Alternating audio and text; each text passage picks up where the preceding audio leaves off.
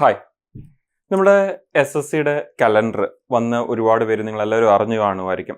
നമ്മുടെ S S സിയുടെ calendar അനുസരിച്ച് ഈ വർഷത്തെ നമ്മുടെ ആദ്യത്തെ എക്സാം അലൈൻ ആയിരിക്കുന്നത് നമ്മുടെ എസ് എസ് സിയുടെ CGL combined graduate level examination. ഏതൊരു ഗ്രാജുവേറ്റിനും എഴുതാൻ പറ്റുന്ന എക്സാം ആയ എസ് എസ് സിയുടെ CGL ആണ് അലൈൻ ആയിരിക്കുന്നത്. അതിലും നമുക്ക് ആ ഒരു എക്സാമിന് നോട്ടിഫിക്കേഷൻ വരാൻ പോകുന്നത് മാർച്ചിലാണ്.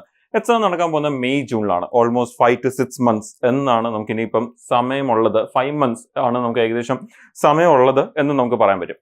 അപ്പോൾ ഈ ഒരു SSC എക്സാംസിന് വേണ്ടി പ്രിപ്പയർ ചെയ്യുന്ന സമയത്ത് ഇപ്പോൾ SSC CGL എക്സാം എടുത്താലും ശരി, ഈവൻ SSC ബാക്കിയുള്ള എക്സാംസ് എടുത്താലും ശരി, എസ്പെഷ്യലി SSC CGL എക്സാം എടുക്കുന്ന സമയത്ത് ഇപ്പോൾ നിങ്ങൾക്കറിയാം ഒരുപാട് പേര് അവിടെ ജോലി കിട്ടുന്നവരുണ്ട്, പക്ഷെ അറ്റ് ദ സെയിം ടൈം ജോലി കിട്ടാത്ത ഒരുപാട് പേരുണ്ട്.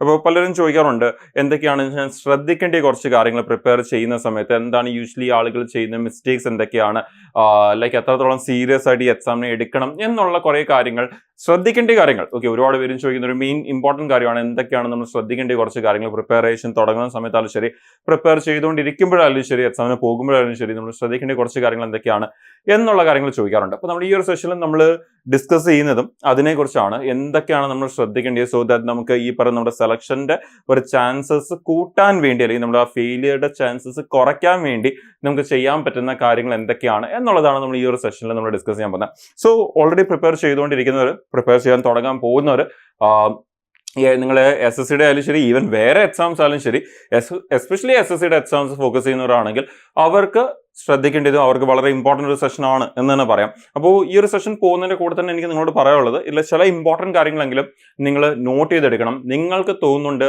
ഓക്കെ ഇത് എൻ്റെ ആംഗിളിൽ ഇമ്പോർട്ടൻ്റ് ആണ് എന്ന് തോന്നുന്ന എന്തെങ്കിലും പോയിന്റ്സ് ഉണ്ടെങ്കിൽ ഉറപ്പായിട്ട് നിങ്ങൾ നോട്ട് ചെയ്തെടുക്കുക. ആൻഡ് അതിനെ കറക്റ്റ് ചെയ്യാനും അതിനെ ശരിയാക്കാനും അല്ലെങ്കിൽ അതിനെ ഇമ്പ്രൂവ് ചെയ്യാനും ഒക്കെ ആയിട്ടുള്ള ചില കാര്യങ്ങളാണ് ഇമ്പ്രൂവ് ചെയ്യേണ്ടത്, ചില കാര്യങ്ങളാണ് നമ്മൾ ഇനി അത് ചെയ്യുന്ന കുറയ്ക്കണം, അല്ലെങ്കിൽ നമുക്കത് ഓൾമോസ്റ്റ് ഇല്ലാതാക്കണം, അങ്ങനെയൊക്കെയുള്ള ചില കാര്യങ്ങളാണ്. അപ്പം അങ്ങനെയുള്ള കാര്യങ്ങൾ നിങ്ങളുമായിട്ട് റിലേറ്റ് ചെയ്യുന്ന ഏതെങ്കിലും കാര്യങ്ങൾ ഞാൻ പറയുന്ന സമയത്ത് നിങ്ങൾക്ക് തോന്നുവാണ് ഇത് ഞാനുമായിട്ട് റിലേറ്റ് ചെയ്യുന്നതാണ് എന്ന് തോന്നുവാണെങ്കിൽ ഉറപ്പായിട്ടും അത് നോട്ട് ചെയ്തെടുക്കുക. ആൻഡ് അതിന് ഇമ്പ്രൂവ് ചെയ്യാൻ എന്ത് ചെയ്യാൻ പറ്റും എന്നുള്ളത് കൂടി നമുക്ക് ഡിസ്കസ് ചെയ്യാം. അതിൻ്റെ അതുകൂടാതെ നിങ്ങളും നിങ്ങളുടെ സൈഡിൽ നിന്ന് നിങ്ങൾക്ക് ഇമ്പ്രൂവ് ചെയ്യാൻ എന്ത് ചെയ്യാം എന്നുള്ളത് അതിപ്പം തന്നെ ഡിസൈഡ് ചെയ്യുന്ന രീതിയിൽ നിങ്ങൾ ചെയ്തു. ഇപ്പോൾ ഈ ഒരു സെഷൻ കാണുന്നതിൻ്റെ കൂടെ തന്നെ നമുക്ക് സ്റ്റാർട്ട് ചെയ്യാം. സോ നമ്മൾ ഈ സെഷനിൽ ഡിസ്കസ് ചെയ്യാൻ പോകുന്നത്, നമ്മൾ പറഞ്ഞ പോലെ എന്തൊക്കെയാണ് യൂഷ്വലി പ്രിപ്പയർ ചെയ്യുന്ന സമയത്ത് ആസ്പിറൻസിന് വരുന്ന ക്രിട്ടിക്കൽ മിസ്റ്റേക്സ്, അല്ലെങ്കിൽ അതെങ്ങനെ ഓവർകം ചെയ്യാം എന്നുള്ള കാര്യങ്ങളാണ് നമ്മൾ ഈ ഒരു സെഷനിൽ ഡിസ്കസ് ചെയ്യാൻ പോകുന്നത്. എസ്പെഷ്യലി നമ്മൾ കുറച്ചുകൂടി ഫോക്കസ് ചെയ്യാൻ പോകുന്നത് SSCയുടെ CGL എക്സാം ആയിരിക്കും. നമ്മുടെ വരുന്ന ആദ്യത്തെ എക്സാം SSC CGL ആയതുകൊണ്ടും ഒരുപാട് പേര് ഫോക്കസ് ചെയ്യുന്ന SSC CGL എക്സാം ആയതുകൊണ്ട് കൂടി നമ്മൾ അതായിരിക്കും നമ്മൾ കുറച്ചുകൂടി ഫോക്കസ് തുടങ്ങുന്നത്. നമ്മൾ പറഞ്ഞ പോലെ തന്നെ ഓവറോൾ നമ്മൾ എല്ലാ എക്സാംസും കൂടി ചേർത്തായിരിക്കും നമ്മൾ ഡിസ്കസ് ചെയ്യാൻ പോകുന്നത്. ഇനി ഈ കാണുന്നതാണ് നമ്മുടെ SSCയുടെ കലണ്ടർ എന്ന് പറയുന്നത്. നമ്മുടെ ഈ കലണ്ടർ ഇപ്പോൾ ഫ്യൂ ഡേയ്സ് ബാക്ക് ആണ് റിലീസ് ആയത്. ഈ കലണ്ടർ നോക്കിക്കഴിഞ്ഞാൽ നമുക്ക് ആദ്യത്തെ 3 ഡിപ്പാർട്ട്മെന്റ് എക്സാംസ് ആണ്. അതൊന്ന് വിട്ടുകഴിഞ്ഞാൽ നമ്മുടെ ഈ വർഷത്തെ ആദ്യത്തെ എക്സാം എന്ന് പറയുന്നത് നമ്മുടെ കമ്പൈൻഡ് ഗ്രാജുവേറ്റ് ലെവലാണ്. നോട്ടിഫിക്കേഷൻ മാർച്ചിൽ വരും. എക്സാം നടക്കാൻ പോകുന്നത് മെയ് ജൂണിലായിരിക്കും നമുക്ക് എക്സാം നടക്കാൻ പോകുന്നത്. ഇനി അത് കഴിഞ്ഞ് കഴിഞ്ഞാൽ നമുക്ക് അവിടെ ഓപ്പർച്യൂണിറ്റീസ് അവിടെ തീരുന്നില്ല. അത് കഴിഞ്ഞ് നമുക്ക് എല്ലാവർക്കും എഴുതാൻ പറ്റുന്ന എക്സാംസ് ആണ് SSCയുടെ selection post. 10th 12th graduation വെച്ചൊക്കെ എഴുതാൻ പറ്റുന്ന ഒരു എക്സാം ആണ് സെലക്ഷൻ പോസ്റ്റ്. അതിൽ പോസ്റ്റുകൾ സെലക്ട് ചെയ്ത് നമ്മൾ കൊടുക്കണം, ഏതൊക്കെയാണ് നമുക്ക് എഴുതാൻ പറ്റുന്നത് അത് വെച്ച് നമ്മൾ അപ്ലൈ ചെയ്യണം. പിന്നെ +2 ക്വാളിഫിക്കേഷൻ ഉള്ള ഏതൊരാൾക്കും എഴുതാൻ പറ്റുന്ന ഒരു ഒരു എക്സാം ആണ് നമുക്ക് combined higher secondary level SSC CHSL എന്ന് പറയും. കമ്പൈൻഡ് ഹയർ സെക്കൻഡറി ലെവൽ എന്ന് പറഞ്ഞൊരു +2 ക്വാളിഫിക്കേഷൻ ഉണ്ടെങ്കിൽ പോലും എന്ത് കിട്ടും, നമുക്കൊരു സെൻട്രൽ ഗവൺമെന്റ് ജോബിലേക്ക് എത്തിച്ചേരാൻ പറ്റും എന്നുള്ളത് കൂടിയാണ് നമ്മൾ അവിടെ മനസ്സിലാക്കേണ്ടത്. പിന്നെ നമുക്ക് എല്ലാവർക്കും എഴുതാൻ പറ്റുന്ന ഒരു എക്സാം ആണ് MTSന്റെ എക്സാം എന്ന് പറയുന്നത് multi tasking staff. 10th class qualification ഉള്ള ഏതൊരാൾക്കും ഒരു എക്സ്പീരിയൻസും ഇല്ലാതെ എഴുതിയെടുക്കാൻ പറ്റുന്ന ഒരു സെൻട്രൽ ഗവൺമെന്റ് ജോബാണ് നമ്മുടെ മൾട്ടി ടാസ്കിംഗ് സ്റ്റാഫ് എന്ന് പറയുന്നത്. ആൻഡ് ഇത് കൂടാതെ ഫോഴ്സിൽ ഇൻട്രസ്റ്റ് ഉള്ളവർക്ക് സെൻട്രൽ പോലീസ് ഓഫീസർ അല്ലെങ്കിൽ ഡൽഹി പോലീസിലെ SI, ഓക്കെ, സബ് ഇൻസ്പെക്ടറുടെ ഒക്കെ പോസ്റ്റ് വേണം എന്നുള്ളവർക്കാണെങ്കിൽ അവർക്ക് പ്രിപ്പയർ ചെയ്യാൻ പറ്റുന്ന ഒരു എക്സാം ആണ്. ജസ്റ്റ് ഗ്രാജുവേഷൻ ആണ് ക്വാളിഫിക്കേഷൻ എന്ന് പറയുന്നത് അതിന്റെ. ആൻഡ് ആ ഒരു എക്സാം ആണ് നമ്മുടെ SSC CPO എന്ന് നമ്മൾ പറയും യൂഷ്വലി അതിനെ. പിന്നെ അത് കഴിഞ്ഞാൽ നമ്മുടെ SSCയുടെ GD എക്സാം ഉണ്ട്. 10th ക്ലാസ് ക്വാളിഫിക്കേഷൻ ഉള്ള ഏതൊരാൾക്കും എഴുതാൻ പറ്റുന്ന ഒരു എക്സാം ആണ് SSCയുടെ GD. ആൻഡ് ഏറ്റവും കൂടുതൽ വേക്കൻസിക്ക് വിളിക്കുന്ന ഒരു എക്സാം കൂടിയാണ് SSCയുടെ GD എക്സാം എന്ന് പറയുന്നത്. അപ്പോൾ ഈ ഒരു ഞാൻ ടിക്ക് ചെയ്തിരിക്കുന്ന കുറച്ച് എക്സാംസ്, ഓക്കെ, ആ ഒരു കുറച്ച് എക്സാംസ് ആണ് നിങ്ങൾക്ക് എല്ലാവർക്കും എഴുതാൻ പറ്റുന്ന ഈ ഒരു 6 എക്സാംസ്. നമ്മളിപ്പോൾ മാർക്ക് ചെയ്തെങ്കിൽ 1 2 3 4 5 6 ഇതിലെ കുറച്ച് പേർക്കെങ്കിലും 5 മാറും കുറച്ച് ഡിഫിക്കൽട്ട് ആയിരിക്കും. ബിക്കോസ് അവിടെ ഫോഴ്സ് ആയതുകൊണ്ട് height, physical standards, physical efficiency ഒക്കെ ചെക്ക് ചെയ്യുന്ന കേസുകൾ വരും. അപ്പോൾ ആ ഒരു ഇഷ്യൂസ് ഉള്ളവർക്ക് അത് പറ്റത്തില്ല. ബട്ട് അതർവൈസ് അതുകൂടി ഓക്കെ ആയിട്ടുള്ളവർക്ക് 6 എക്സാംസ് ആണ് ഒരേ എന്താ പറയുക ഒരേ സിലബസിൽ പ്രിപ്പയർ ചെയ്തുകൊണ്ട് ഇപ്പൊ എന്നെ കേട്ടോണ്ടിരിക്കുന്ന എനിക്ക് എല്ലാവർക്കും ബിക്കോസ് ഇപ്പൊ എന്നെ കേട്ടോണ്ടിരിക്കുന്ന മിക്ക എല്ലാവർക്കും തന്നെ എന്താ പറയുക ഒരു ഗ്രാജുവേറ്റ് ഡിഗ്രി ഉണ്ടായിരിക്കണം ആൻഡ് +2 ആൻഡ് 10th ക്വാളിഫിക്കേഷൻ എന്തായാലും ഉണ്ടായിരിക്കും. മേ ബി കുറച്ച് പേരെങ്കിലും ചിലപ്പം ഗ്രാജുവേഷൻ ഡിഗ്രി ചെയ്തുകൊണ്ടിരിക്കുന്നവരും കാണും. അങ്ങനെയുള്ളവർക്കാണെങ്കിൽ പോലും അവർക്ക് നിങ്ങൾക്ക് 18 വയസ്സായിട്ടുണ്ടെങ്കിൽ ഉറപ്പായിട്ട് നിങ്ങൾക്ക് എന്ത് ചെയ്യാൻ പറ്റും, നിങ്ങൾക്ക് ഈ പറയുന്ന നമ്മുടെ CHS MTS എഴുതാൻ പറ്റും. ആൻഡ് ഫ്യൂച്ചറിൽ നിങ്ങൾക്ക് എന്ത് ചെയ്യാം, ആ CGL എക്സാംസ് നിങ്ങൾക്ക് അറ്റൻഡ് ചെയ്യാൻ പറ്റും. അപ്പോൾ ഈ ഒരു എക്സാം ഇപ്പൊ നമ്മൾ CGLന്റെ എക്സാമിനെ കുറിച്ചാണ് ഡിസ്കസ് ചെയ്യുന്നത് പറഞ്ഞെങ്കിലും ബാക്കിയുള്ള എക്സാംസിനായാൽ പോലും നമ്മൾ പറയുന്ന പോയിന്റ്സ് ഒക്കെ തന്നെ ഇമ്പോർട്ടന്റ് ആണ്. സോ നമുക്ക് എന്തൊക്കെ പോയിന്റ്സ് ആണ് എന്നുള്ളത് നമുക്കൊന്ന് മനസ്സിലാക്കാം. ആദ്യം നമുക്ക് SSC CGLനെ കുറിച്ച് പറയുന്നതുകൊണ്ട് തന്നെ SSC CGLുമായിട്ട് തന്നെ കണക്ട് ചെയ്ത് ആദ്യം ഒരു വളരെ ഇമ്പോർട്ടന്റ് പോയിന്റ് നമുക്ക് എടുക്കാം. എന്തുകൊണ്ടാണ് SSC CGL കിട്ടാൻ ഇത്രയും ഡിഫിക്കൽട്ട് എന്ന് ചിലരെങ്കിലും ചോദിക്കാറുണ്ട്. അതിനൊരു വളരെ ഇമ്പോർട്ടന്റ് റീസൺ എന്ന് പറഞ്ഞു കഴിഞ്ഞാൽ നമ്മുടെ ഇന്ത്യയിൽ നടക്കുന്ന സെൻട്രൽ ഗവൺമെന്റ് എക്സാംസിലേക്ക് വരുമ്പം ഏറ്റവും പ്രസ്റ്റീജിയസ് ആയിട്ടുള്ള എക്സാം അല്ലെങ്കിൽ പോസ്റ്റ് ആണ് നമ്മുടെ സിവിൽ സർവീസ് എക്സാംസ് എന്ന് പറയുന്നത്. UPSC കണ്ടക്ട് ചെയ്യുന്നത്. ഈ UPSC കണ്ടക്ട് ചെയ്യുന്ന ആ ഒരു സിവിൽ സർവീസ് എക്സാംസ് കഴിഞ്ഞാൽ പിന്നെ ഏറ്റവും കൂടുതൽ കോമ്പറ്റീഷൻ വരുന്ന ഏറ്റവും എന്താ പറയുക ബെസ്റ്റ് എക്സാം അല്ലെങ്കിൽ ബെസ്റ്റ് പോസ്റ്റ് വരുന്ന ഒരു എക്സാമാണ് SSCയുടെ CGL എക്സാം എന്ന് പറയുന്നത്. ഇപ്പോൾ നമ്മുടെ സിവിൽ സർവീസ് എടുക്കുകയാണെങ്കിൽ ഏകദേശം വേക്കൻസീസ് എന്ന് പറയുന്നത് 1000 to 1500 ഇടയ്ക്കായിരിക്കും. അപ്ലൈ ചെയ്യുന്ന കാൻഡിഡേറ്റ്സ് എന്ന് പറയുന്നത് 10 to 15 lakhിന്റെ ഇടയ്ക്കുള്ള കാൻഡിഡേറ്റ്സ് ആയിരിക്കും എഴുതാൻ വേണ്ടി പോകുന്നതോ അല്ലെങ്കിൽ അപ്ലൈ ചെയ്യുന്നതൊക്കെ കാൻഡിഡേറ്റ്സ് എന്ന് പറയുന്നത്. അപ്പോൾ അവിടെ ഒരു 1000 by ഒരു 1 lakh എന്ന ആംഗിളിലാണ് നമ്മൾ പറയുന്നതെങ്കിൽ ഇവിടെ നമുക്ക് വരുന്ന വേക്കൻസി എന്ന് പറയുന്നത് അറൌണ്ട് ഒരു 50,000 ഒക്കെയാണ് നമുക്ക് ഇവിടെ വരുന്ന വേക്കൻസി എന്ന് പറയുന്നത്. ആൻഡ് എഴുതുന്ന കാൻഡിഡേറ്റ്സ് ഇപ്പൊ നമ്മൾ 2025 വെച്ച് പറയുകയാണെങ്കിൽ എഴുതുന്ന കാൻഡിഡേറ്റ്സ് എന്ന് പറയുന്നത് എത്ര ആയിരിക്കും, ഒരു 13.5 lakhs ആയിരിക്കും എഴുതുന്നത്. അപ്പൊ അതേ സിവിൽ സർവീസ് ഇതിലേക്ക് വരുന്ന ഒരു സമയത്ത് സിവിൽ സർവീസിന്റെ ഒരു കോമ്പറ്റീഷൻ നിങ്ങൾക്കറിയാം, ഇവിടെ 1000 ഉള്ളൂ ഔട്ട് ഓഫ് സംതിങ് അറൌണ്ട് ഇത്രയും നമ്പർ ഓഫ് കാൻഡിഡേറ്റ്സിലേക്ക് വരുമ്പോൾ. പക്ഷെ ഇവിടെ വരുമ്പോൾ അതൊരു 15,000 വരുന്നുണ്ട് എന്ന് പറഞ്ഞാൽ അവിടെ പോസിബിലിറ്റി കുറച്ചുകൂടി കൂടുന്നുണ്ട്. ബട്ട് സ്റ്റിൽ എന്തായിരിക്കും അവിടുത്തെ ആ ഒരു സെലക്ഷൻ എന്ന് പറയുന്നത് <1%. അപ്പോൾ നമ്മളിവിടെ മനസ്സിലാക്കേണ്ട ഒരു കാര്യം എന്ന് പറഞ്ഞാൽ കോമ്പറ്റീഷൻ ഉണ്ട്. പക്ഷെ എന്തുകൊണ്ടാണ് ഇത്രയും കോമ്പറ്റീഷൻ ഉള്ളത് എന്നുള്ളതാണ് നമ്മൾ ഫോക്കസ് ചെയ്യേണ്ടത്. എന്ന് പറഞ്ഞാൽ ഇത്രയും ആൾക്കാർ എന്തിനു വേണ്ടിയാണ് ഈ എക്സാമിന് വേണ്ടി പ്രിപ്പയർ ചെയ്യുന്നത്? അത്രയും പവർഫുൾ ആയിട്ടുള്ള ഒരു ജോബാണ്, അത്രയും നല്ല സാലറി ഉള്ള, അത്രയും കൂടുതൽ സോഷ്യൽ സ്റ്റാറ്റസ് വരുന്ന, അത്രയും നല്ല പവർ വരുന്ന ഒരു ജോബാണ്. യൂണിഫോം പോസ്റ്റിലുണ്ട്. വളരെ ഇമ്പോർട്ടൻറ്റ് ഡിപ്പാർട്ട്മെന്റ്സ് ഇപ്പം നമ്മുടെ CBI, NIA, അതുപോലെ ഇൻകം ടാക്സ് എന്നൊക്കെ പറയുന്ന കസ്റ്റംസ്, ഇങ്ങനെ ഒരുപാട് ഏറ്റവും പവർഫുൾ ആയിട്ടുള്ള ഇൻസ്റ്റിറ്റ്യൂഷൻസിലേക്കാണ് നമ്മുടെ ഈ പോസ്റ്റിങ്സ് വരുന്നത്. അപ്പോൾ അവിടെ കോമ്പറ്റീഷൻ കൂടുതലാണ് എന്നുള്ളതല്ല നമ്മൾ മനസ്സിലാക്കേണ്ടത്. അവിടെ നമ്മൾ ആലോചിക്കുന്നത് എന്തുകൊണ്ട് ഈ കോമ്പറ്റീഷൻ ഇത്രയും കൂടുതൽ, എന്തുകൊണ്ടാണ് അത്രയും പേര് ഇതിനു വേണ്ടി പ്രിപ്പയർ ചെയ്യുന്നുണ്ട്, എന്തിനാണ് ഇത്രയും പേര് ഇതിനു വേണ്ടി പ്രിപ്പയർ ചെയ്യുന്നത്, അത്രയും പേരുടെ ഡ്രീമാണ് ഇത്രയും നല്ലൊരു ജോലിയിലേക്ക് എത്തിച്ചേരുക, നല്ലൊരു പോസ്റ്റിലേക്ക് എത്തിച്ചേരുക എന്നുള്ളതൊക്കെ. പിന്നെ അതിൻ്റെ അകത്ത് നിങ്ങൾക്കറിയാം സീരിയസ് കാൻഡിഡേറ്റ്സ് വളരെ കുറവായിരിക്കും. ഇപ്പം നമ്മുടെ ഈ ഒരു 10 lakh എക്സാം എഴുതാൻ പോകുന്നെങ്കിൽ അതിൽ ഒരു 1 lakh ആയിരിക്കും ഏറ്റവും നല്ലൊരു സീരിയസ് ആയിട്ട് പ്രിപ്പയർ ചെയ്തിട്ട് 1-2 ലക്ഷം പേരായിരിക്കും ഏറ്റവും നല്ലൊരു പ്രിപ്പയർ ചെയ്ത് സീരിയസ് ആയിട്ട് ആ എക്സാമിന് പോകുന്ന കുറെ കാൻഡിഡേറ്റ്സ് ആണ്. നിങ്ങൾക്കറിയാം ചുമ്മാ ഒന്ന് എഴുതി നോക്കാമെന്നൊക്കെ വിചാരിക്കുന്ന കാൻഡിഡേറ്റ്സ് ആണ്. അപ്പോൾ അവിടെ നമ്മൾ ആ ഒരു കോമ്പറ്റീഷൻ എന്ന് പറയുന്നത് ആ ഏറ്റവും ടോപ്പിൽ വരുന്ന 10% ആയിട്ടായിരിക്കും ആ കോമ്പറ്റീഷൻ എന്ന് പറയുന്നത്. അപ്പം പ്രിപ്പയർ ചെയ്യുന്ന സമയത്ത് നമ്മൾ ഈ ഒരു കാര്യമാണ് മൈൻഡിൽ വെക്കേണ്ടത്. ലൈക്ക് ഇതിനെ ഒരു മോട്ടിവേഷൻ ആയിട്ട് എടുത്തുകൊണ്ട് ഇത്രയും കാൻഡിഡേറ്റ്സിൽ നമ്മൾ ഇത് ക്ലിയർ ചെയ്ത് വാങ്ങുന്നുണ്ടെങ്കിൽ, അങ്ങനെ വാങ്ങുന്ന ഒരുപാട് പേരുണ്ട്, അങ്ങനെ വാങ്ങുന്നുണ്ടെങ്കിൽ അത് അത്രയും ഇമ്പോർട്ടന്റ് ആയിട്ടുള്ള ഒരു കാര്യത്തിലേക്കാണ് നമ്മൾ എത്തിച്ചേരാൻ പോകുന്നത്. അതിന്റെ ഒരു അൾട്ടിമേറ്റ് എന്ന് പറയുന്നത് അത്രയും പവർഫുൾ ആയിട്ടുള്ള കാര്യത്തിലേക്ക് നമ്മൾ എത്തിച്ചേരാൻ പോകുന്നത്. അപ്പൊ അതിന് വേണ്ടിയാണ് ഇത്രയും പേര് പ്രിപ്പയർ ചെയ്യുന്നതും ഈ ഒരു എക്സാംസിലേക്ക് എത്തുന്നത്. വൺസ് ഒന്ന് എത്തിച്ചേർന്ന് കഴിഞ്ഞാൽ അവർക്ക് കിട്ടുന്ന ഒരു അവിടെ ലൈഫ് തന്നെ മാറണം. ഒറ്റ വാക്കി പറയുകയാണെങ്കിൽ അവിടെ ലൈഫ് തന്നെ മാറുകയാണ്. മന്ത്ലി ഒരു എന്താ പറയുക ഒരു 80,000-90,000 rupees സാലറി മന്ത് എൻഡ് ആകുമ്പോൾ അവിടെ അക്കൗണ്ടിൽ ക്രെഡിറ്റ് ആവുന്നുണ്ട്. നിങ്ങൾക്കറിയാം 8th പേ കമ്മീഷൻ വരുമ്പോൾ ഇനി അതിനേക്കാളും കൂടുതലായിരിക്കും ആ സാലറി എന്ന് പറയുന്നത്. അതുപോലെ അവിടെ കിട്ടുന്ന ഒരു സോഷ്യൽ സ്റ്റാറ്റസ്, അവിടെ വീട്ടുകാർക്ക് കിട്ടുന്ന സോഷ്യൽ സ്റ്റാറ്റസ്, പേരൻസ് കിട്ടുന്ന സോഷ്യൽ സ്റ്റാറ്റസ്, ഇങ്ങനെ കുറേ കാര്യങ്ങളുണ്ട്. അപ്പോൾ ഈ കാര്യങ്ങൾ ഒരു മോട്ടിവേഷൻ ആയിട്ട് എടുത്തുകൊണ്ടായിരിക്കണം നമ്മുടെ പ്രിപ്പറേഷൻസ് മുമ്പോട്ട് കൊണ്ടുപോകേണ്ടത്. ബട്ട് എന്തുകൊണ്ട് ഫെയിൽ ആകുന്നു എന്ന് ചോദിക്കുന്നതിന്റെ ഒരു റീസൺ എന്ന് പറയുന്നത് ഡെഫിനറ്റ്ലി എന്തിനാണ്, ശരിക്കുള്ള സത്യം പറയുകയാണെങ്കിൽ ഇതൊരു വളരെ ഇമ്പോർട്ടന്റ് റീസൺ ആണ് എന്ന് നമുക്ക് പറയാം. പക്ഷെ അതിനെ തന്നെ ഒരു മോട്ടിവേഷൻ ആയിട്ട് എടുത്തുകൊണ്ട് ഇത്രയും പേര് അത് ചെയ്യുന്നുണ്ടെങ്കിൽ അത് അത്രയും ഇമ്പോർട്ടന്റ് ആണ്. ആൻഡ് അതിലേക്ക് എത്തിച്ചേരുക, എങ്ങനെയെങ്കിലും ഇവരെല്ലാം ക്രോസ് ചെയ്ത് അവിടെ എത്തുക എന്നുള്ളതായിരിക്കും നമ്മുടെ മോട്ടിവേഷൻ എന്ന് പറയുന്നത്. സോ ഇതൊരു വളരെ ഇമ്പോർട്ടന്റ് റീസൺ ആണ് എന്ന് തന്നെ നമുക്ക് പറയാം. ഇനി നമുക്ക് കുറച്ച് ആക്ച്വൽ പ്രിപ്പറേഷനിൽ വരുന്നത് നമ്മൾ എക്സാം എഴുതാൻ നേരത്ത് ശരിക്കും വരുന്ന ചില ഇഷ്യൂസിലേക്ക് കൂടി നമുക്കിനി നോക്കാം. ഞാൻ നേരത്തെ പറഞ്ഞ സ്റ്റാർട്ടിങ്ങിൽ ഉദ്ദേശിച്ച ഒരു കാര്യം ഇതാണ്. ദാറ്റ് ഇപ്പം ഞാൻ പറയുന്നതിന്റെ കൂടെ തന്നെ നിങ്ങൾ ശ്രദ്ധിക്കേണ്ടത് ഇതൊക്കെ നിങ്ങൾക്ക് ഈ ഒരു ഇഷ്യൂസ് നിങ്ങൾക്ക് ഉണ്ടോ, ചെറുതായിട്ടെങ്കിലും ഉണ്ടോ എന്നുള്ളത് നിങ്ങൾ കൂടി നോട്ടീസ് ചെയ്യുക. ഉണ്ടെങ്കിൽ അതൊന്ന് എഴുതിയെടുത്തിട്ട് അത് കറക്റ്റ് ചെയ്യാനുള്ള പ്ലാൻ കൂടി നിങ്ങൾ റെഡിയാക്കുക ഇപ്പൊ ഈ സെഷന്റെ കൂടെ തന്നെ. ഇനി എക്സാമിലേക്ക് വരുമ്പോൾ, നമ്മൾ ഈ പ്രിപ്പറേഷനിലേക്ക് വരുമ്പോൾ എനിക്ക് തോന്നുന്നു ഒരുപാട് പേര് ഞാൻ കണ്ടിട്ടുള്ളതിൽ വരുന്ന ഒരു ഇഷ്യൂ ആണ് അവരുടെ റീഡിംഗ് സ്പീഡ്. നിങ്ങൾക്കറിയാം 1 മണിക്കൂർ കൊണ്ട് നമുക്ക് 100 ക്വസ്റ്റ്യൻ എഴുതേണ്ടതാണ്. അപ്പോൾ 1 മണിക്കൂർ കൊണ്ട് 100 ക്വസ്റ്റ്യൻ എഴുതുക എന്ന് പറഞ്ഞു കഴിഞ്ഞാൽ നിങ്ങൾക്കറിയാം ഒരു ക്വസ്റ്റിന് വേണ്ടി നമുക്ക് കൊടുക്കാൻ പറ്റുന്ന ഒരു സമയം എന്ന് പറയുന്നത് അറൌണ്ട് 36 സെക്കൻഡ്സ് പെർ ക്വസ്റ്റ്യൻ ആണ്. നമുക്ക് ആക്ച്വലി ശരിക്കുള്ള നമ്പേഴ്സ്, ശരിക്കുള്ള ഫാക്ട്സ് നോക്കി തന്നെ നമുക്ക് പോകാം. 36 സെക്കൻഡ് പെർ മിനിറ്റ് ഒക്കെയാണ് നമുക്ക് കൊടുക്കാൻ പറ്റുന്ന ഒരു ആവറേജ് ടൈം എന്ന് പറയുന്നത്. അപ്പോൾ അങ്ങനെ വരുമ്പോൾ നമുക്ക് നിങ്ങൾ ആലോചിച്ച് നോക്കണം, നമുക്ക് അവിടെ ആ ക്വസ്റ്റ്യൻ വായിക്കുന്നതിൽ നമ്മൾ ചെയ്യുന്നതിലുള്ള സ്പീഡ് വളരെ കൂടുതലായിരിക്കണം. അപ്പോൾ അത് നമ്മൾ ഡെവലപ്പ് ചെയ്തെടുക്കുക എന്നുള്ളത് വളരെ ഇമ്പോർട്ടൻറ്റ്. ഇപ്പം ഞാൻ വളരെ ചെറിയൊരു എക്സാമ്പിൾ പറയാം. നിങ്ങൾ ക്വസ്റ്റ്യൻസ് സോൾവ് ചെയ്യുന്ന സമയത്ത് നിങ്ങൾ ആ ക്വസ്റ്റ്യൻ എത്ര തവണ വായിക്കാറുണ്ട് എന്ന് നിങ്ങളൊന്ന് ആലോചിച്ച് നോക്കിയേ. ഒരു തവണയാണോ വായിക്കുന്നത്, അതോ 2 തവണയാണോ, അതോ 3 തവണയാണോ? ചിലർ ആ ക്വസ്റ്റ്യൻ എങ്കിലും ചെയ്യുന്ന സമയത്ത് നിങ്ങളൊന്ന് ആലോചിച്ച് നോക്കിയാൽ മതി. ചിലർ ക്വസ്റ്റ്യൻ ചെയ്യുന്ന സമയത്ത് ആ ക്വസ്റ്റ്യൻ ആദ്യമേ കിട്ടുമ്പോൾ ഒന്ന് ചുമ്മാ ഒന്ന് വായിക്കും. രണ്ടാമത് വായിക്കുമ്പോഴായിരിക്കും ആ ക്വസ്റ്റിനെ മനസ്സിലാക്കാൻ ശ്രമിക്കുന്നത്. ആദ്യമേ ചുമ്മാ ഒന്ന് വായിക്കും ഈ ക്വസ്റ്റ്യൻ എന്തുമായിട്ട് റിലേറ്റ് ചെയ്യുന്നതെന്നൊക്കെ അറിയാൻ വേണ്ടി. രണ്ടാമത് വായിക്കുമ്പോഴായിരിക്കും അതിന്റെ കൺസെപ്റ്റും കാര്യങ്ങളും ഒക്കെ ഡീപ്പായിട്ട് മനസ്സിലാക്കാൻ ശ്രമിക്കുന്നത്. പിന്നെ ചെയ്തുകൊണ്ടിരിക്കുമ്പോൾ ചിലപ്പം വീണ്ടും അല്ലെങ്കിൽ വാല്യൂസ് ഒക്കെ എഴുതിയെടുക്കത്തില്ലേ, ആ സമയത്ത് വീണ്ടും ഒന്നുകൂടി വായിക്കും. എന്ന് പറഞ്ഞാൽ ഒരു ക്വസ്റ്റിനെ തന്നെ ആദ്യമേ ചുമ്മാ വായിക്കുന്നു, 2 മനസ്സിലാക്കാൻ വായിക്കുന്നു, 3 ചെയ്യാൻ വേണ്ടി വായിക്കുന്നു. ഇങ്ങനത്തെ ഒരു ഇഷ്യൂസ് ഒരുപാട് പേർക്കുണ്ട്. ചിലവർ അതിനെ 2 വട്ടമെങ്കിലും വായിക്കാറുണ്ട്. അപ്പോൾ ആ ഒരു ഇഷ്യൂ ഇപ്പം ഞാൻ ഞാൻ ചെറിയ എക്സാമ്പിൾ പെട്ടെന്ന് പറഞ്ഞതാണ്, നിങ്ങൾക്ക് മനസ്സിലാക്കാൻ പറ്റുന്ന, റിലേറ്റ് ചെയ്യാൻ പറ്റുന്ന. അപ്പം ഞാൻ ഈ പറഞ്ഞ പ്രശ്നം നിങ്ങൾക്ക് ഉണ്ടോ എന്ന് ആലോചിച്ച് നോക്കുക. അങ്ങനെ ഉണ്ടെങ്കിൽ അത് കറക്റ്റ് ചെയ്യേണ്ട ഒരു പ്രശ്നമാണ്. എന്നിട്ട് ഒരു ക്വസ്റ്റ്യൻ നമ്മൾ വായിക്കുന്നതിന്റെ കൂടെ തന്നെ അതിന്റെ വാല്യൂസ് എഴുതിയെടുത്ത് ആ കാര്യങ്ങൾ അവിടെ തന്നെ മനസ്സിലാക്കി. നമ്മളത് വായിക്കുന്ന ഒരു സ്പീഡ് കുറച്ച് വായിച്ചാലും കുഴപ്പമില്ല, പക്ഷെ ആദ്യമൊക്കെ സ്പീഡ് കുറച്ചൊന്ന് വായിച്ചാലും കുഴപ്പമില്ല. പക്ഷെ വായിക്കുന്നതിന്റെ കൂടെ തന്നെ അതിനെ മനസ്സിലാക്കി അപ്പം തന്നെ ചെയ്തു തുടങ്ങുക എന്നുള്ള വളരെ ഇമ്പോർട്ടൻ്റ്. ബിക്കോസ് നമ്മൾ പറഞ്ഞ പോലെ ഒരു ക്വസ്റ്റ്യൻ ചെയ്യാൻ ഇത്രയും സമയമേ ഉള്ളൂ. ഇത്രയും സമയത്തിൻ്റെ അകത്ത് ചെയ്ത് തീരണമെങ്കിൽ ഒരു ക്വസ്റ്റിനെ 1 വട്ടോ 2 വട്ടോ 3 തവണ ഒക്കെ ഇങ്ങനെ വായിച്ചുകൊണ്ടിരുന്നു കഴിഞ്ഞാൽ ഒരിക്കലും ചെയ്ത് തീരത്തില്ല എന്നുള്ളത് നമ്മൾ മനസ്സിലാക്കണം. അതിൽ പല ചെയ്യുന്നതിൻ്റെ ഇടയ്ക്ക് വലിയ ക്വസ്റ്റൻസ് വരും. അപ്പോൾ നമുക്ക് അവിടെ കുറച്ചുകൂടി സമയം ഇൻവെസ്റ്റ് ചെയ്യേണ്ടി വരും. അപ്പോൾ അങ്ങനെയൊക്കെ വരുമ്പോൾ നമുക്ക് ഈ പറഞ്ഞ എല്ലാ ക്വസ്റ്റിനെയും ഒരു തവണ തന്നെ വായിക്കണം എന്നല്ല പറഞ്ഞത്. ചില ഡിഫിക്കൽട്ട് ക്വസ്റ്റൻസ് വരുമ്പോൾ നമുക്ക് 2ാമത് വട്ടം വായിച്ചു നോക്കേണ്ടി വരും. പക്ഷേ നിങ്ങൾ എല്ലാ ക്വസ്റ്റിനെയും 2 തവണ വായിക്കുന്നുണ്ടോ അതോ 3 തവണ വായിക്കുന്നുണ്ടോ എന്ന് നിങ്ങളൊന്ന് ആലോചിക്കുക. ഉണ്ടെങ്കിൽ അത് നിങ്ങളുടെ ഫസ്റ്റ് പോയിന്റ് ആണ്, നിങ്ങൾ കറക്റ്റ് ചെയ്യേണ്ട ഒരു പോയിന്റ് ആണ്.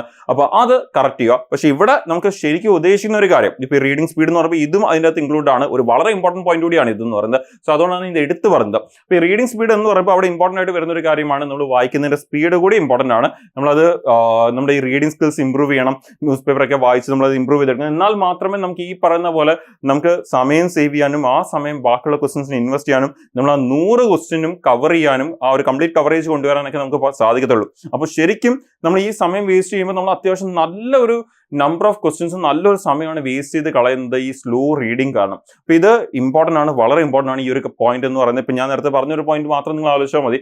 ഇവൻ ഇത്രയും ഡീപ്പായിട്ട് പോയില്ലെങ്കിൽ പോലും നിങ്ങളൊരു ക്വസ്റ്റ്യൻ എത്ര തവണ വായിക്കുന്നുണ്ട്? സിമ്പിൾ ക്വസ്റ്റ്യൻ, അതിൻ്റെ ഒരു ഡയറക്റ്റ് ആൻസർ നിങ്ങളുടെ മൈൻഡിൽ ഇപ്പോൾ വന്നിട്ടുണ്ടായിരിക്കും. 2 വട്ടം 3 വട്ടം 4 വട്ടം അങ്ങനെ ഒരു ഒന്നിൽ കൂടുതൽ എന്നൊരു വാല്യൂ ആണ് നിങ്ങളുടെ മൈൻഡിൽ വന്നെങ്കിൽ നിങ്ങൾ അത് ശരിയാക്കിയേ പറ്റത്തുള്ളൂ. ഈ വളരെ ഇമ്പോർട്ടൻ്റ് ആണ്. ഓക്കെ, ഇപ്പോൾ slow comprehension waste precious seconds എന്നുള്ളത് ഇപ്പോൾ നമ്മൾ നേരത്തെ പറഞ്ഞ പോലെ നമ്മൾ ഈ വളരെ പതുക്കെ വായിക്കുന്ന സമയത്ത് അവിടെ സംഭവിക്കുന്നതെന്ന് പറഞ്ഞു കഴിഞ്ഞാൽ നമ്മുടെ ഒരുപാട് സമയം വേസ്റ്റ് ആയിക്കൊണ്ടിരിക്കുകയാണ് ഈ ക്വസ്റ്റ്യൻ വായിക്കുന്ന സമയത്ത്. അതുപോലെ നമുക്ക് ഈ പറഞ്ഞ incomplete attempt reduce overall score. നമ്മൾ ഇങ്ങനെ പതുക്കെ വായിക്കുന്ന കാരണം നമുക്ക് ക്വസ്റ്റിന്റെ അറ്റംപ്റ്റ് കുറയുമ്പോൾ നമ്മുടെ ഓവറോൾ എന്താ പറയുക സ്കോർ കുറയുകയാണ്. ഈ ഓവറോൾ സ്കോർ കുറയുമ്പോൾ നമ്മൾ ചെയ്ത് പോകുന്നതോറും നമ്മുടെ ഈ ടെൻഷൻസ് കൂടി വരും. അപ്പം പിന്നെയും നമ്മുടെ ക്വസ്റ്റ്യൻസിന് നമുക്കത് എഫക്റ്റ് ചെയ്യും. അഗൈൻ ഫൈനലി നമുക്ക് ഈ അവസാന സമയമൊക്കെ ആകുമ്പോൾ ടെൻഷൻ കൂടിയിട്ട് തന്നെ പല ക്വസ്റ്റ്യൻസും ചിലപ്പോൾ ചെയ്യാൻ പറ്റാതെ, ക്വസ്റ്റ്യൻ കണ്ടിട്ടുണ്ട് പക്ഷെ എനിക്ക് പറ്റുന്നില്ല എന്നൊരു ആംഗിളിലേക്ക് വന്നു പോലും സമയം വേസ്റ്റ് ആയി പോകാറുണ്ട്. നിങ്ങൾക്ക് അറിയാമായിരിക്കും, നിങ്ങൾ എപ്പോഴെങ്കിലൊക്കെ അത് ഫീൽ ചെയ്തിട്ടുണ്ടായിരിക്കും ഏതെങ്കിലുമൊക്കെ എക്സാമിന് പോയിട്ടുള്ള സമയത്ത്.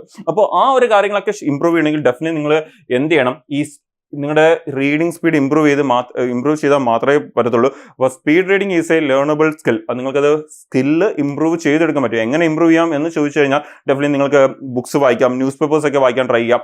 അപ്പോൾ നമ്മൾ നേരത്തെ പറഞ്ഞ പോലെ ആദ്യം ഇനിത്തോട്ട് ക്വസ്റ്റ്യൻ ചെയ്യുന്ന സമയത്ത് ക്വസ്റ്റ്യൻ കുറച്ച് പതുക്കെ വായിച്ചാലും ഒരു തവണ വായിക്കുമ്പോൾ തന്നെ ആ ക്വസ്റ്റ്യൻ ചെയ്തു തുടങ്ങും. അപ്പോൾ അതൊരു വളരെ സിമ്പിൾ ആയിട്ടൊരു എന്താ പറയുക, നേരത്തെ പറഞ്ഞ സിമ്പിൾ പോയിന്റ് എന്ന് പറഞ്ഞ പോലെ തന്നെ ഒരു സിമ്പിൾ ഇതിനെ സോൾവ് ചെയ്യാൻ പറ്റുന്ന ഒരു സൊല്യൂഷൻ കൂടിയാണത്. ലൈക്ക് നിങ്ങൾ വളരെ പതുക്കെ ചെയ്താൽ മതി, പക്ഷെ ഒരു തവണ വായിക്കത്തുള്ളൂ ക്വസ്റ്റിനെ, ഒന്നിൽ കൂടുതൽ തവണ വായിക്കത്തില്ല.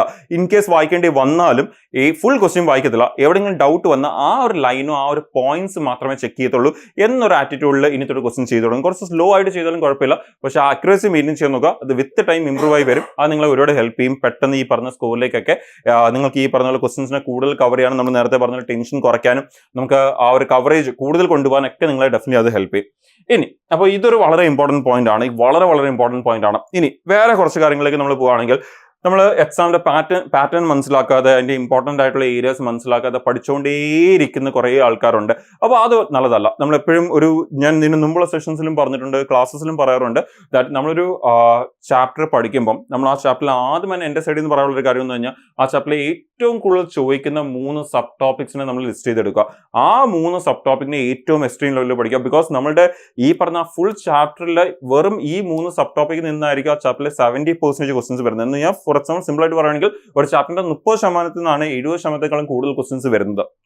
അങ്ങനെയാണെങ്കിൽ ആ 30% നല്ലപോലെ ടാർഗറ്റ് ചെയ്യുക. അപ്പോൾ അത് പ്രീവിയസ് ക്വസ്റ്റൻസ് ചെയ്ത് നോക്കിയാലേ നമുക്കത് മനസ്സിലാക്കാൻ പറ്റത്തുള്ളൂ. അതൊരു വളരെ ഇമ്പോർട്ടൻറ്റ് പോയിന്റ് ആണ്. അപ്പോൾ നമ്മളൊരു ചാപ്റ്റർ മൊത്തം ഇങ്ങനെ പഠിച്ചുകൊണ്ടേയിരിക്കുന്നതിന് പകരം പ്രീവിയസ് ക്വസ്റ്റൻസ് ചെയ്ത് നോക്കി ഏതാണ്, ഇപ്പം ഞാൻ നിങ്ങളോട് ചോദിക്കുക പേഴ്സൻറ്റേജിൽ ഏറ്റവും കൂടുതൽ ക്വസ്റ്റൻ ചോദിക്കുന്ന 3 സബ് ടോപ്പിക്സ് ഏതാ എന്ന് ഞാൻ ചോദിച്ചാൽ അപ്പം തന്നെ നിങ്ങളുടെ മൈൻഡ് വേണം. നിങ്ങളൊരു ബുക്ക് തുറന്ന് നോക്കേണ്ടി പോലും വരില്ല ദാറ്റ് ഇത് 3 ആണ് എന്ന് നിങ്ങൾക്ക് ഒരു ബുക്ക് തുറന്നു പോലും നോക്കേണ്ടി വരില്ല.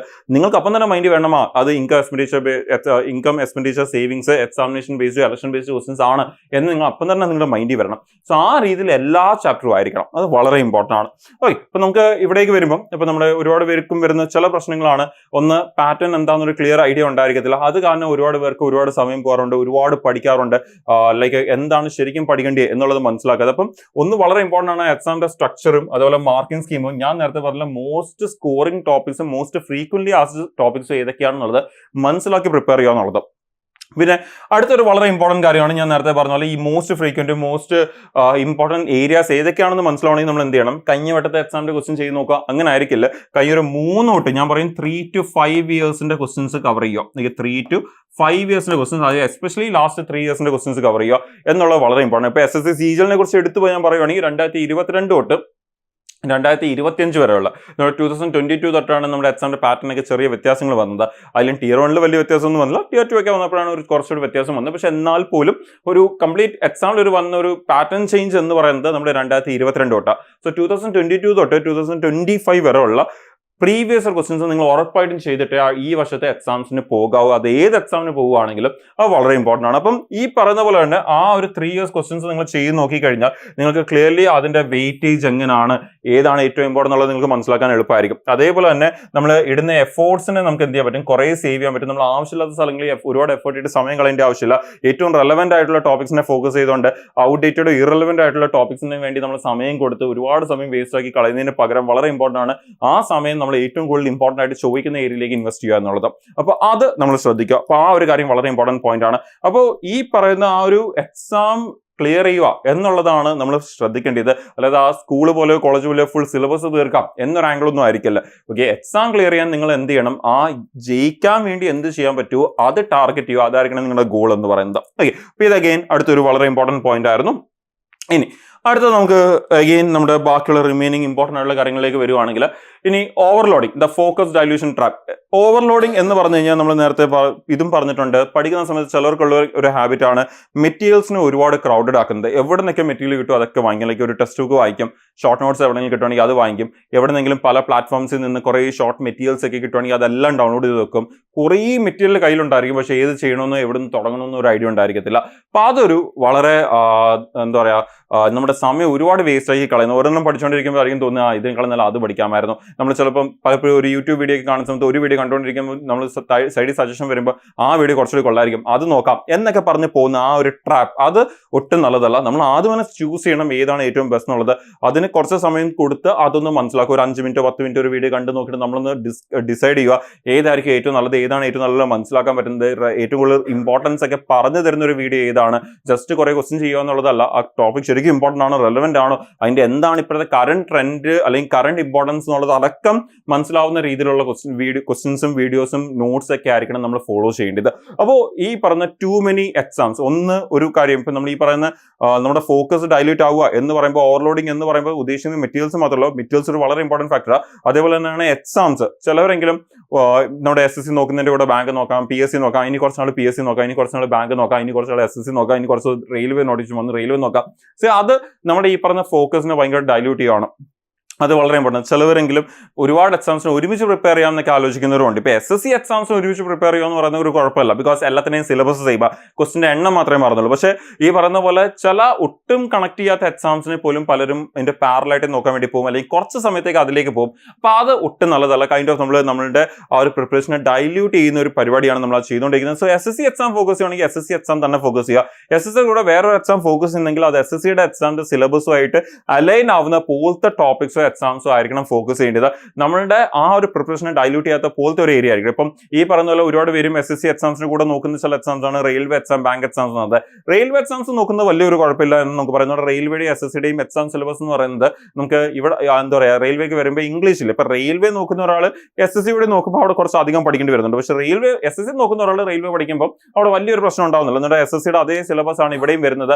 ചില കാര്യങ്ങൾ നമുക്ക് പഠിക്കേണ്ട എന്നുള്ള കാര്യങ്ങൾ ഫോക്കസ് ചെയ്താൽ മതി. പിന്നെ വളരെ റയറായിട്ട് കുറച്ച് എന്താ പറയുക, ഒരു 4-5 ടോപ്പിക്സ് മാത്രമേ ഉള്ളൂ, ചാപ്റ്റേഴ്സ് മാത്രമേ ഉള്ളൂ എക്സ്ട്രാ പഠിക്കേണ്ടി വരുന്നത്. സോ അത് വലിയൊരു പ്രശ്നം ഉണ്ടാക്കുന്നത്. പക്ഷേ നമ്മൾ ഈ പറഞ്ഞല്ലോ പ്രിപ്പയർ ചെയ്യുമ്പോൾ അങ്ങനെ ഒരു എന്താ പറയുക, ഒരു എക്സാമിന് വേറൊരു എക്സാമിൻ്റെ കൂടെ പാരലായിട്ട് പ്രിപ്പയർ ചെയ്യുന്നുണ്ടെങ്കിൽ അത് നമ്മുടെ സമയം കളയാത്ത പോലത്തെ ഒരു എക്സാം ആയിരിക്കണം എന്നുള്ളത് നമ്മൾ ശ്രദ്ധിക്കണം. അതുപോലെ നമ്മൾ നേരത്തെ ഓൾറെഡി പറഞ്ഞ റിസോഴ്സിനെ ഓവർലോഡ് ചെയ്യുന്നത്, ഒരുപാട് മൾട്ടിപ്പിൾ ബുക്സ്, ഒരുപാട് കോച്ചിങ് മെറ്റീരിയൽസ്, ഒരുപാട് ഓൺലൈൻ മെറ്റീരിയൽസ്, ഇങ്ങനെയുള്ള ഒരുപാട് കാര്യങ്ങൾ യൂസ് ചെയ്ത് നമ്മൾ പഠിക്കാൻ നേരത്തെ അത് നമ്മുടെ പ്രിപ്പറേഷനെ ഡെഫിനറ്റ്ലി എഫക്ട് ചെയ്യും. അതുപോലെ തന്നെ ഒരുപാട് ഗോൾസ് കീപ്പ് ചെയ്യുന്ന സമയത്ത് നമുക്ക് ഡെഫിനറ്റ്ലി നമ്മുടെ എനർജി ഇങ്ങനെ സ്കാറ്റർ ആയി പോകും. അപ്പോൾ അങ്ങനെ ആയിരിക്കില്ല. നിങ്ങളുടെ ഒരു ഫോക്കസ് ഉണ്ടായിരിക്കണം, നിങ്ങളുടെ ഒരു ലോങ് ടേം ഗോൾ ഉണ്ടായിരിക്കണം. ആ ഗോൾ അച്ചീവ് ചെയ്യുക എന്നുള്ളതായിരിക്കണം നിങ്ങൾ ഫോക്കസ് ചെയ്യേണ്ടത്. സോ പ്രിപ്പയർ ചെയ്യുന്ന സമയത്ത് നമ്മൾ ശ്രദ്ധിക്കേണ്ട കുറച്ച് കാര്യങ്ങൾ എന്ന് പറഞ്ഞാൽ, ഒന്ന്, ഒരുപാട് എക്സാംസ് ഒരുമിച്ച് പ്രിപ്പയർ ചെയ്തിരിക്കുക. പ്രിപ്പയർ ചെയ്യുന്ന എക്സാംസ് ഒരേപോലത്തെ ആണെങ്കിൽ വളരെ നല്ലതായിരിക്കും. സോ അങ്ങനെയുള്ള കാര്യങ്ങൾ നോക്കുക. 5 ഡിഫറെൻറ്റ് എക്സാം പ്രിപ്പറേഷൻ, SSC നോക്കുന്നു, ബാങ്ക് നോക്കുന്നു, PSC നോക്കുന്നു, റെയിൽവേ നോക്കുന്നു, പിന്നെ ഇടയ്ക്ക് എന്തെങ്കിലും വന്നു കഴിഞ്ഞാൽ അത് നോക്കുന്നു. ഓക്കെ, ആ ഒരു രീതിയിലുള്ള 5-6 എക്സാം നോക്കുന്ന രീതികൾ മാറ്റുക. അതുപോലെ റെഫറൻസ് ബുക്കുകൾ നോക്കുന്ന സമയത്ത് ഒരുപാട് റെഫറൻസ് ബുക്കുകൾ ഉപയോഗിക്കാതിരിക്കുക. മൾട്ടിപ്പിൾ കോച്ചിങ് സബ്സ്ക്രിപ്ഷൻസ് ഒരുപാട് യൂസ് ചെയ്യാതിരിക്കുക. അപ്പം ഏറ്റവും കൊള്ളാമെന്ന് നോക്കി 1-2 കാര്യങ്ങൾ മാത്രമേ യൂസ് ചെയ്യുക. അതിനും ഏതാണ് ഏറ്റവും നല്ലത് നോക്കി അത് സെലക്ട് ചെയ്യുക. പിന്നെ എന്താ പറയുക, ഈ സ്ട്രാറ്റജി നിങ്ങൾ പ്രിപ്പയർ ചെയ്യാൻ വേണ്ടി നിങ്ങൾക്കൊരു സ്ട്രാറ്റജി ഉണ്ടായിരിക്കും. അതിങ്ങനെ സ്വിച്ച് ചെയ്തുകൊണ്ടിരിക്കാതിരിക്കുക. ആദ്യം ഒരു പാറ്റേൺ ഫോളോ ചെയ്യുമായിരിക്കും, പെട്ടെന്ന് പുതിയൊന്നും കേട്ടപ്പോൾ അതിനി കൊള്ളാം, അതിലേക്ക് പോകാം എന്നൊരു ആംഗിൾ ആയിരിക്കും. ഇങ്ങനെ മാറ്റിക്കൊണ്ടിരിക്കുന്നത് നല്ലൊരു ഐഡിയ ആയിരിക്കത്തില്ല. പിന്നെ റൈറ്റ് അപ്രോച്ച് എന്ന് പറയുന്ന ഒരു എക്സാം ഫോക്കസ് ചെയ്യുമ്പോൾ CGL ഫോക്കസ് ചെയ്ത് നമ്മൾ നേരത്തെ പറഞ്ഞ പോലെ തന്നെ SSCയുടെ അതേ പാറ്റേണിൽ വരുന്ന ബാക്കിയുള്ള എക്സാംസ് നിങ്ങൾക്ക് എഴുതാൻ എളുപ്പമായിരിക്കും. അതുപോലെ 2-3 ട്രസ്റ്റഡ് ആയിട്ടുള്ള സോഴ്സസ് മാത്രം ഫോളോ ചെയ്യുക, നല്ല ക്വാളിറ്റി ഉള്ള സോഴ്സസ് മാത്രം ഫോളോ ചെയ്യുക. ഒരു സ്റ്റഡി പ്ലാൻ പ്രിപ്പയർ ചെയ്ത് കഴിഞ്ഞാൽ അതിനെ അതേപോലെ തന്നെ ഫോളോ ചെയ്യുക. ഒരു കൺസിസ്റ്റന്റ് എക്സാം റുട്ടീൻ വളരെ ഇമ്പോർട്ടൻ്റ് ആണ്. നിങ്ങളൊരു സ്റ്റഡി പ്ലാൻ ഉണ്ടായി കഴിഞ്ഞാൽ ആ പ്ലാൻ അതേപോലെ തന്നെ പോകണം. അതിൽ ഒരുപാട് പിന്നെ ഡൈല്യൂഷൻ ഉണ്ടാവാൻ പാടില്ല. അത് അതേ രീതിയിൽ തന്നെ കൊണ്ടുപോകണം.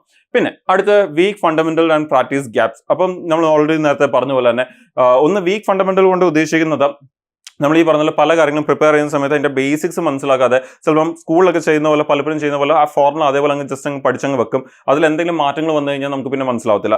സ്കൂളിൽ നമുക്ക് വലിയ കുഴപ്പമില്ല, എന്നാൽ പഠിക്കുന്ന ക്വസ്റ്റൻ അതേപോലെ തന്നെ ടീച്ചർ ഇടുമായിരുന്നു, നമ്മൾ പോയി എഴുതുമായിരുന്നു. പക്ഷേ ഇവിടെ അങ്ങനല്ല, എവിടെ നിന്ന് വേണമെങ്കിലും ക്വസ്റ്റൻസ് വരാം. സോ പഠിക്കുന്ന സമയത്ത് ജസ്റ്റ് ഒരു ഫോർമുല ചുമ്മാ മനസ്സിലാക്കാതെ മെമ്മറൈസ് ചെയ്യുന്നതിന് പകരം എന്താ അതിന്റെ കൺസെപ്റ്റ് എന്നുള്ളത് മനസ്സിലാക്കിക്കൊണ്ട് അതിന്റെ എവിടെ ഉപയോഗിക്കാൻ പറ്റത്തില്ല എന്നുള്ളത് കൂടി മനസ്സിലാക്കി പ്രിപ്പയർ ചെയ്യുക.